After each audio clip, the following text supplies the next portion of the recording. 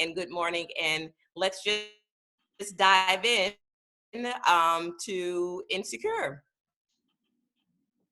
So, how many people watch the episodes Insecure, who watch the series Insecure on HBO? So, if you haven't watched the series before, let me tell you, it is an amazing series.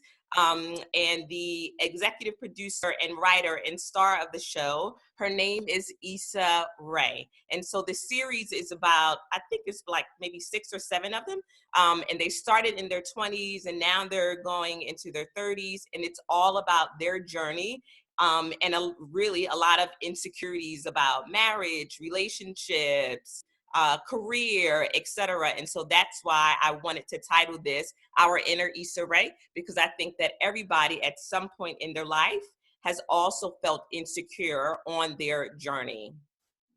There are tons of words, right, that you could use to describe insecure. And I bet everybody has their own story about their insecurities on their journey, whether or not they are past, present, and just thinking about the future. And so I'm just going to take you on a little journey of different phases and stages of my life where I've also felt insecure. So this very first picture is of me, and I was in high school, and it was at my first job at a place called Discovery Zone in Union, New Jersey. Hey to all my Jersey people. And so Discovery Zone was a funplex place for kids. And my job was a party hostess. And I was trying to remember whether or not I actually chose that role, because there were many positions at Discovery Zone. And I couldn't remember whether or not I chose that role or if it was just given to me. But what I do remember is being afraid. And I was afraid because I thought that I wouldn't do a good job. And so the role of a party hostess was to really be the excitement factor for the young kids that you were in the party with. And so it was really about getting them amped, and you really had to make sure that you were live and bubbly, because the parents were all basically standing around looking at you, making sure that their kids are having a good time. And I just remember being really afraid that I was not going to do a good job, that the kids would not have a good time, and also that I wouldn't get a good tip, because whether or not you did a good job would really determine how good of a tip that you got. So I do, and it was my very first job. And so I was like, okay, so I'm supposed to make sure that these kids are having a really good time. And I was in high school, and I was just really afraid because it's my first job, and I really wanted to do a great job for myself and for the kids. And I'm sure that everybody here can really identify, and whether or not you were in high school, in your 20s or your 30s, everybody can probably identify a time in their life where they really felt afraid. And so that just goes to show you that we've all dealt with some fear in our life, which is just another word to describe feelings of insecure. And so I want to keep going on in my journey to this picture, right? And so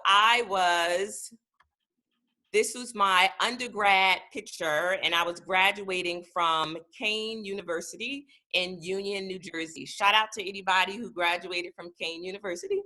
And so I remember, like, I'm smiling. I was very excited to be graduating with the bachelor's degree. I'm about to enter into the workforce, but I was also feeling really unsure about myself. Because now you've got this degree and you're supposed to go out in the world and do big things. And I think everybody feels that, right? When you finish your undergrad degree, you're automatically supposed to go into the workforce and begin to spark change and do something with your life.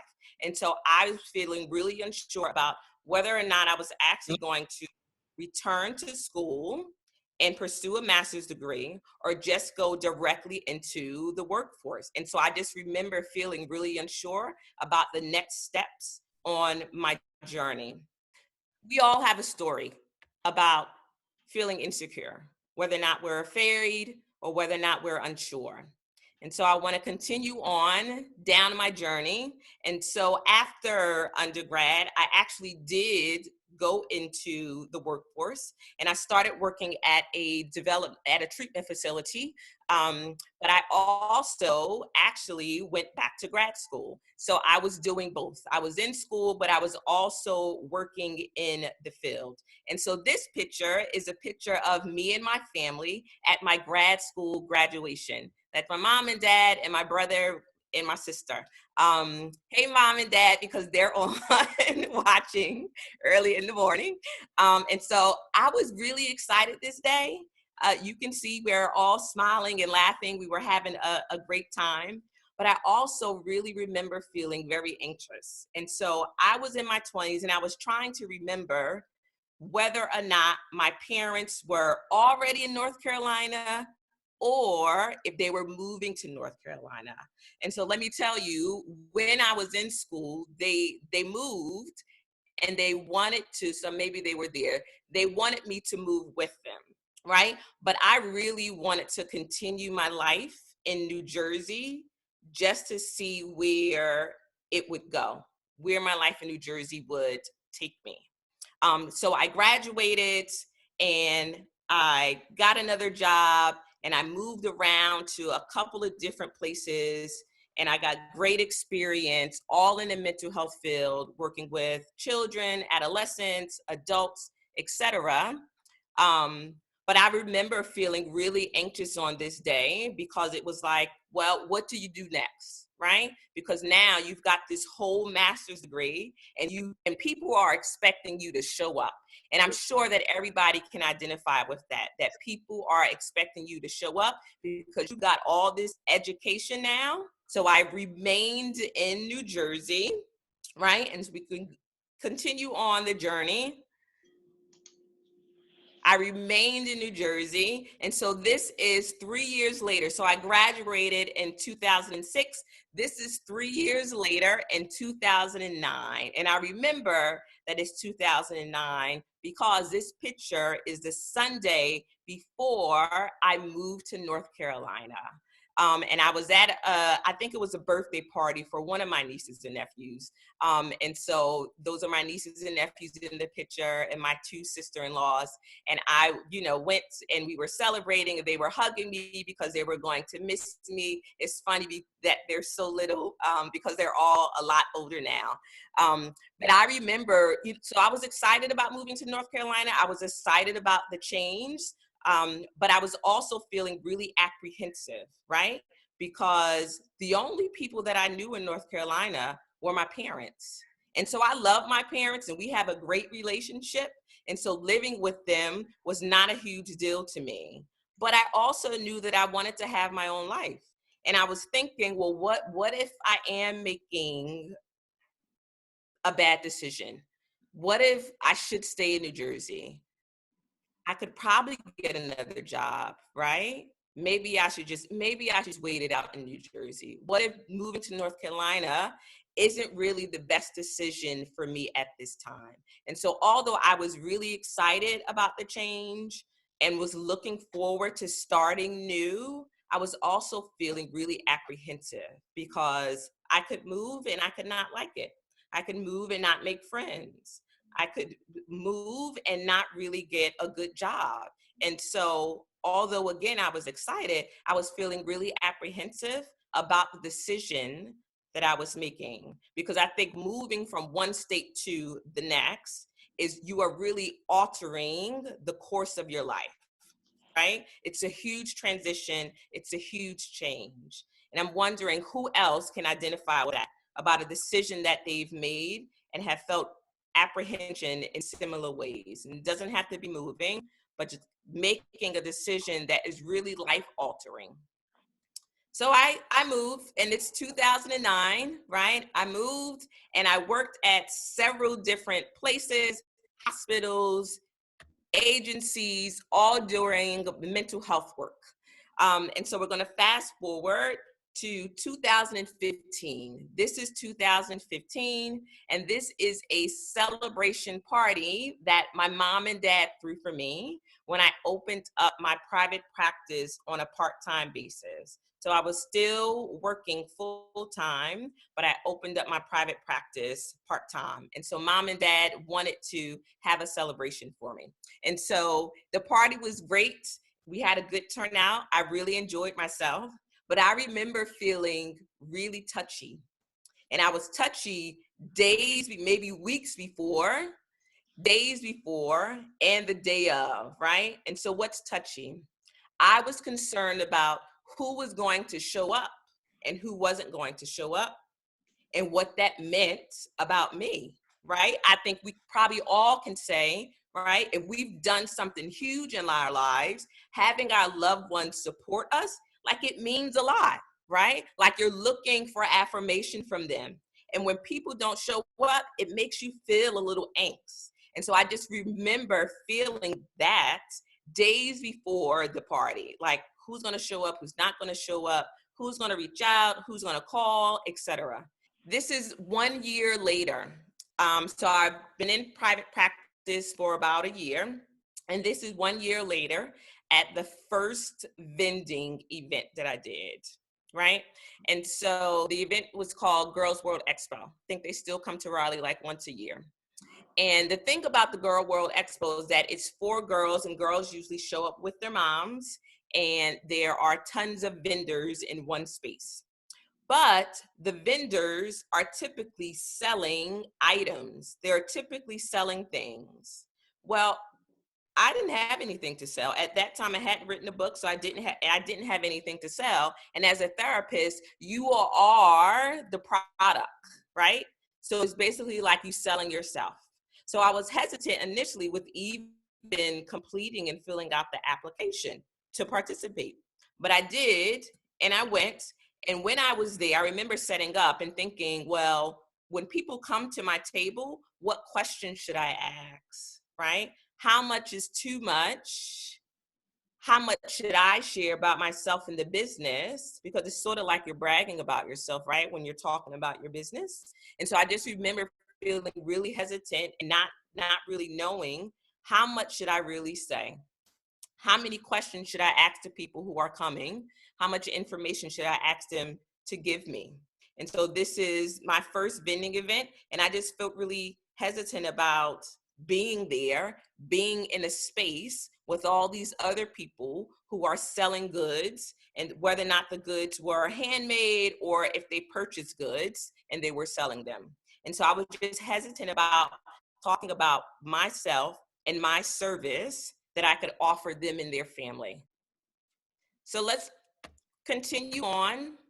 This is 3 years later, 2019. So I eventually transitioned my part-time private practice to full-time. So in 2017, I quit my full-time job and completely went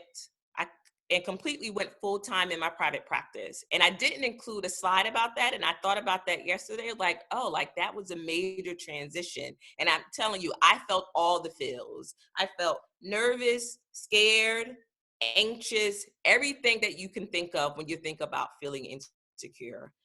Quitting a full-time job that has pay, a guaranteed pay, that has benefits, and saying, nope, I'm going to venture out and do this all on my own. I was just so nervous and so scared that it wouldn't work out. But I did, and that was 2017. So fast forward, and so this picture was 2019, and I was rebranding. I was taking new headshots, new photos for my website. I had moved into a new office. And so I wanted kind of like a brand new look, but I was also venturing into adding new services to the business. When I tell you, like, I've got so many thoughts and ideas for Grow, Encourage, Empower. And this is my way of taking the next step forward, right? And so taking these pictures meant a lot because I was updating my website and going to be able to show people different offerings that I had. And I was also thinking about hiring staff. But I remember thinking, okay, so you've been in private practice now since 2017 on your own, and now you want to add all these other services. What if people don't show up, right?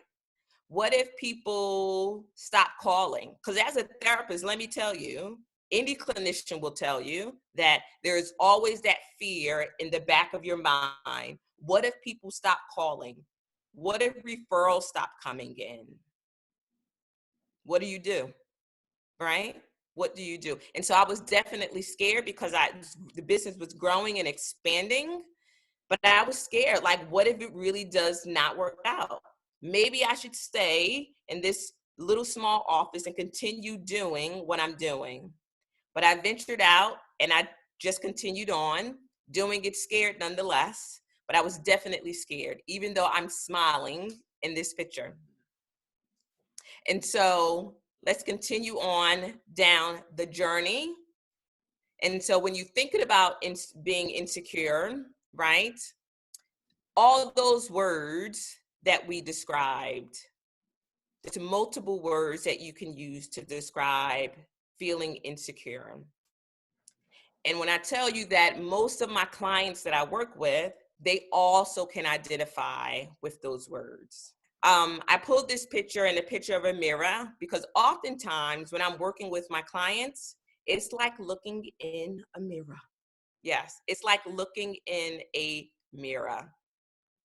Because some of the things that they say, some of the feelings that they have are really some of the same things that I felt and thought about myself, right?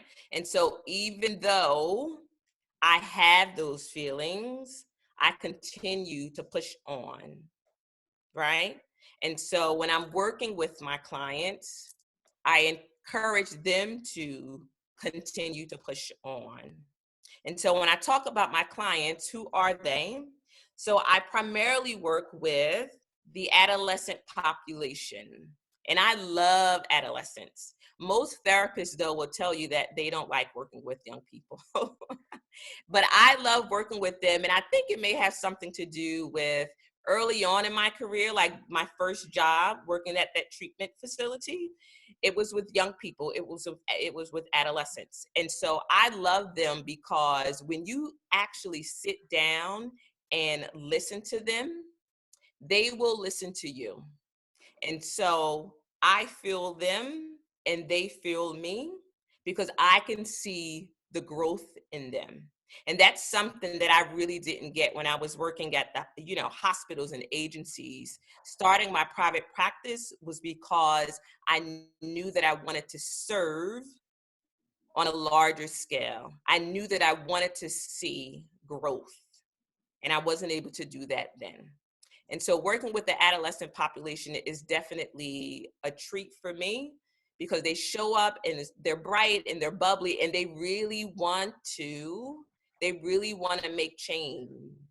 And so again, I say, I feel them and they feel me to keep going.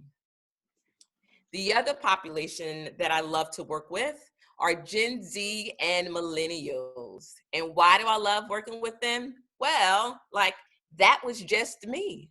I was just a Gen Z and millennial when you think about age, right? And so really a lot of things that they are experiencing, I can really say, oh, that just happened to me. It really resonates with me. And when I say resonates with me, I'm talking about relationship stressors, career, if they're in college, comparing yourself to other people. All the young people that I work with really do. It's like different faces, but the same story. They're all feeling insecure on their journey, on the path, the decisions that they make about everything, right? And so that's why I love working with Gen Z and millennials, because it really is like I was just there, and it resonates with me, and I can really relate to them. And I think they can sense that. They can sense that I'm really listening and I'm really trying to guide them on their journey as they work through those insecurities and whatever else they're dealing with. Because I work, with young people who might struggle with depression, anxiety, self-harming, etc. So all those things. But with all those things, they are still all just developing young people. And so going through those developmental stages, we all really do experience some of the same things, right? And so how do I work with adolescents and the Gen Z and young millennial population? How do I work with them on addressing those insecurities? Well, we do a lot of positive affirmations. And what are positive affirmations? Well, they are positive statements, basically, right? And so I can tell you that when I have a young person in my room, typically the teenagers, I ask them, what's the worst thing that you think or feel about yourself? And we do a positive affirmation in each session. And I tell them to take it home with them. We put it on a card and I tell them to take it home with them and sit it someplace that you can see every single day, that you can read aloud. And so what are some of the positive affirmations that I use with the young people I work with? Yes, you can do it, right? Because oftentimes they're thinking, I can't do it. I won't do well in school. I won't make the grade. I won't make the team. So we say, yes, you can do it. Yes, you are good enough. Yeah, you are good enough, because let me tell you, most young people feel like they aren't good enough. And so whether or not that's feeling like you aren't good enough for a person or good enough to be in this class, they just feel like they aren't good enough in their own skin. And so you want to say to yourself, yes, you are. Yes, you are good enough, despite what that inner voice is telling you. Yes, you are good enough. Follow your passion. It'll all work out, right? That's a really important message that I like to drone home with a lot of the Gen Z and young millennials who are in college or just beginning their careers, because oftentimes they are struggling with, well, I don't know if I'm making the right decision. It might be wrong. What if it doesn't work out? And I tell them, just follow your passion. It'll all work out. And trusting and believing in your journey and the steps that you've taken. You deserve to be in the room. You earned it. And so this can apply to just about anything, right? So you deserve to be in that advanced class in high school, right? Some of the young people that I work with in high school are really bright. They're really smart, but they're always looking at the person to the left or the right of them saying, but they're smarter, they're smarter. No, you deserve to be in that room. You earned it. To the Gen Z and millennials who might be starting out in their career, feeling like, oh, I don't feel as smart as the other people that are there. No, you deserve it. You deserve to be in that room. You earned it. You wouldn't be in that room if you didn't deserve it. And so what else do we do to address insecurities? We also talk about integrating wellness, right?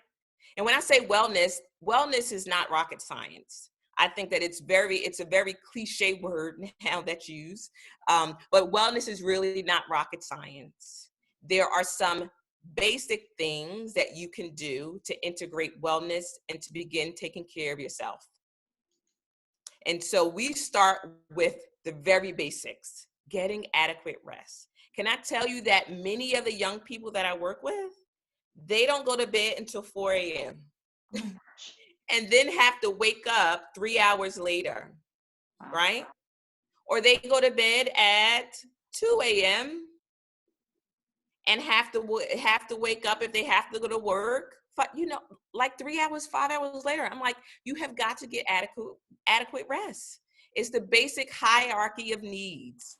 Getting adequate rest is imperative, right? If you don't get adequate rest, how do you feel throughout the day? You probably feel sluggish. And so if that's the very least that you can do, get adequate rest. We also talk about eating healthy. Sometimes, right? Because I know that everybody likes junk food, and that's fine. You can have junk every now and then. But I try to encourage them to fill your body with something healthy every now and then. Because when you eat healthy, it gives you energy. When you're eating fast food all the time and processed foods, it will really make you feel heavy and weighted. We also talk about getting active. And so I'm not saying that you've got to run a marathon, but do something to get active. So whether or not that's going outside for a walk, maybe that is running, maybe it's participating in a sport, maybe it's doing yoga, getting active in some way. When you get active and you're eating well, all of these things go together. And doing whatever brings you joy. We all have something that brings us joy. Doing things that bring you joy, that make your heart smile, is really, really important when you talk about addressing insecurities about yourself. Do you know that when you master something, right, that maybe that you've been struggling with doing, when you master something, you start to feel good about yourself. You start to feel more confident about yourself. You start to improve your self-esteem. And so a lot of my work with the young people is really about improving confidence and improving esteem, right? Which can help you to address your insecurities. And so addressing your insecurities on a grand level really looks like leaning into them. Yeah, leaning into them, because you've got to address it. They are actually there. And so that looks like leaning into them and not ignoring them. It also looks like exploring where they come from. Where do those insecurities come from? Did somebody tell you you weren't good enough? Did somebody say you didn't deserve to be in the room? Where do they come from? It also looks like speaking directly to them. And that goes back to the positive affirmations, right? Saying that you are good enough. You do deserve to be in that room. You will be able to do it. Listen, I do positive affirmations. I did them yesterday, right? When I was preparing for this talk, because I said, well, what if they don't like it? Nope. And I said, I'm absolutely not going there. I said, they will like it. They will enjoy it. You deserve to do it, right? And so it's speaking directly to them. It also looks like taking care of yourself. And that goes back to eating healthy, getting active, doing things that you enjoy. There's tons of things that we can do to take care of ourselves on a regular basis. And just doing it, right? Whatever you're feeling insecure about, just leaning into it and just doing it. Even if you're doing it scared, just doing it. So we have, how do you deal with failure when it does cross your path? Yeah, how do you deal with failure? So you allow yourself to feel all the feels, right? And to me, failure is just an opportunity to do it better the next time. We're not really failing anything. That's just a trial that we had to go through. It just looks like doing it better the next time. So allow yourself to feel all the feels, whatever you need to do, to cry about it, to talk about it. Allow yourself to feel it, but don't stop. Continue to push through. How do we keep motivated now amidst all the different priorities? How do we keep motivated now? Meaning COVID now, I'm thinking that's what they're talking about. How do you keep motivated? Creating a schedule is always helpful for me. I create blocks of time that I'm going to work on projects that I have, right?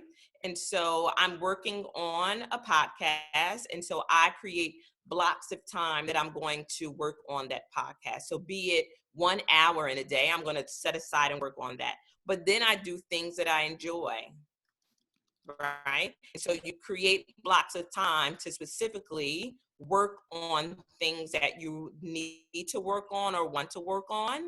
And you can see small progress, right? I'm also a huge fan of creating lists and checking things off the list. I got that from my mom. She would always create lists and then mark things off. So I've adapted that. I have a binder. I also put things in my phone and I check things off as I'm going along. When you do that, it lets you know that you're actually making progress towards whatever goal you have. That's awesome. One of the other questions was, they noticed in the affirmations you had used you instead of I. Do you find that you resonates more? Yes. Yeah. Well, you can use it. You can use both. You deserve to be in that room. I deserve to be in that room. I use it interchangeably. Okay.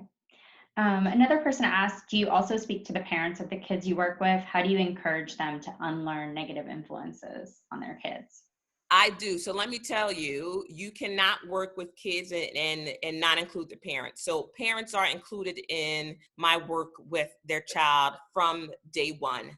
And I'm always talking to them about what they can do to make small changes. I spoke a lot about that in my book. I'm a mom of a teen girl, Help.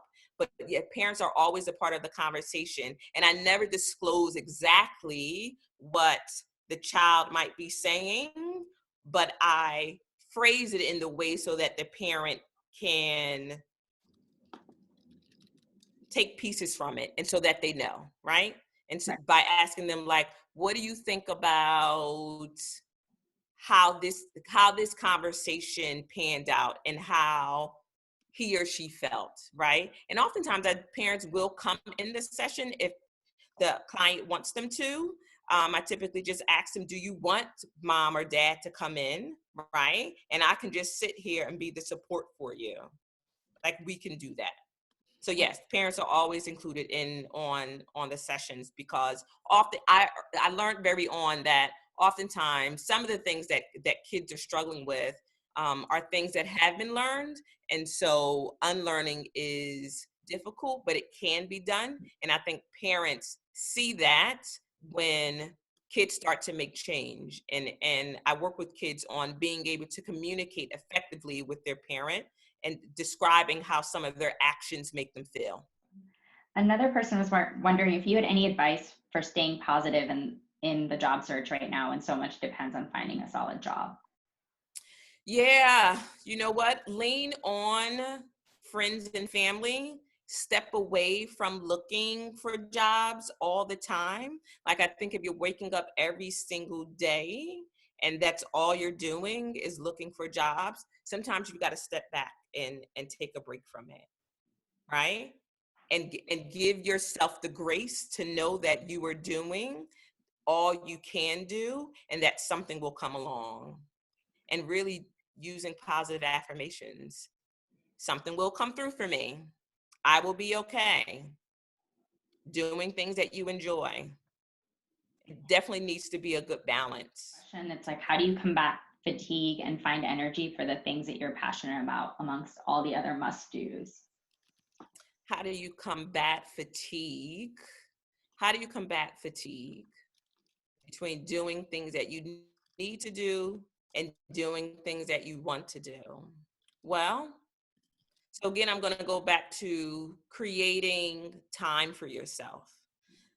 I've had to tell moms, some young moms, but they were moms nonetheless, I've had to make them take time for themselves. Was working with a mom who was also a nurse, who had a newborn and a 3-year-old, but not taking any time for herself, right? And the husband was home and he would assist, but it's almost like she wouldn't allow him to assist. And I said, you've got to carve out time for yourself. You've got to carve out time for yourself, because if you are not fueling yourself with things that you love and enjoy, you will burn out.